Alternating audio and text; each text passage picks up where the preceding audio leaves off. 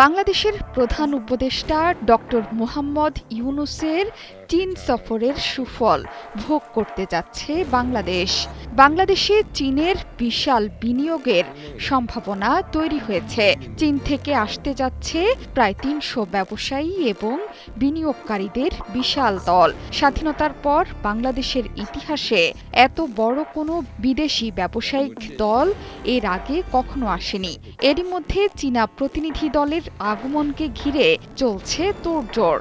আমেরিকার সাথে বাণিজ্য টানাপোড়েনের কারণে চীনের ব্যবসায়ীরা বিনিয়োগের জন্য বাংলাদেশকে বেছে নিলে তৈরি হবে প্রচুর কর্মসংস্থান।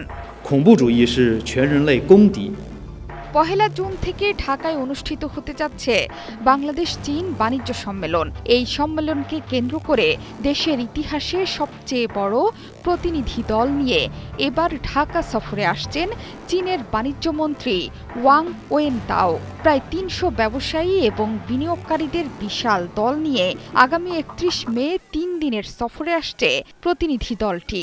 Bangladesh investment development authority BIDA জানিয়েছে, চীনের প্রতিনিধিরা মূলত টেক্সটাইল, ফার্মাসিউটিক্যালস, ইলেকট্রনিক্স ও কৃষি খাতের ব্যবসায়ী বিনিয়োগকারী।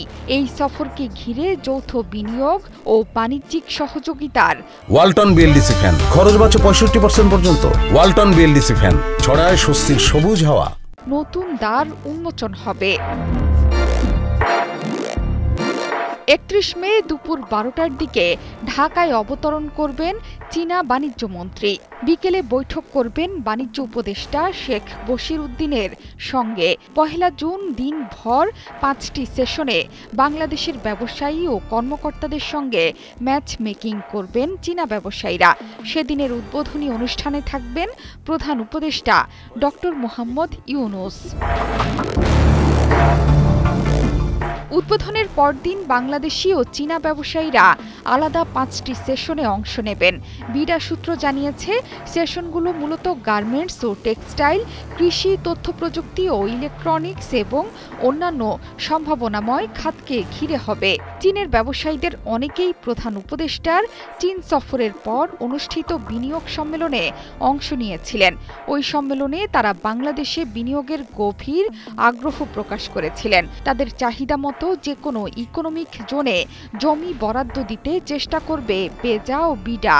এর মধ্যে চীনা বিনিয়োগ আকর্ষণে চট্টগ্রামের আনোয়ারায় একটি বিশেষ চাইনিজ ইকোনমিক জোন চূড়ান্ত করেছে বেজা। পাশাপাশি চাঁদপুর ও ভোলায় আরও ২টি বিশেষ অর্থনৈতিক অঞ্চল অনুমোদন পেয়েছে। এই সফরে পোশাক ব্যবসায়ীদের সাথেও চীনা ব্যবসায়ীদের ম্যাচ মেকিং সভা হবে। এতে অংশ নেবেন চীনের ১৪ কোম্পানির ৩০ জন প্রতিনিধি।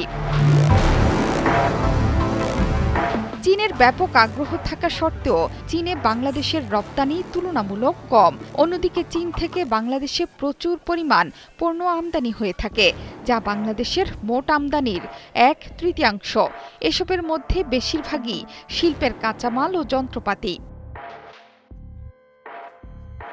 বাংলাদেশের সরকার পতনের পর ভারত বাংলাদেশ সম্পর্ক যখন ভালো নেই, ঠিক তখনই আশার আলো হয়ে আসে চীন। সাম্প্রতিক মাসগুলোতে বাংলাদেশে চীনা বিনিয়োগকারীদের আগ্রহ দৃশ্যমানভাবে বেড়েছে।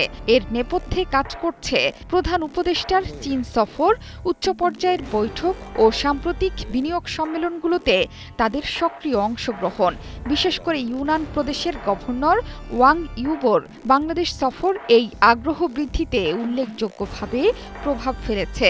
শুধু তাই নয়, স্বাস্থ্যসেবা খাতেও যৌথ উদ্যোগে কাজ করছে বাংলাদেশ এবং চীন। জোহরা চৌধুরী সেতু, ৭১।